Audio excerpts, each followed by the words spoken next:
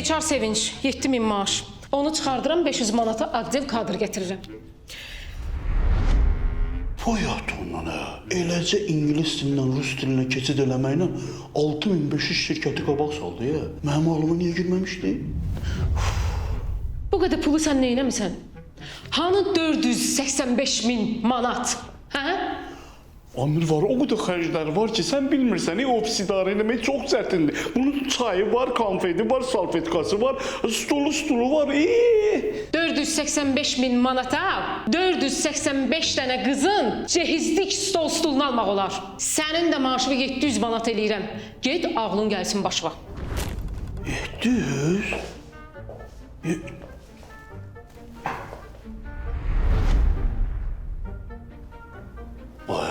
700 manatla mən sağa sola gedə bilməyəcəm.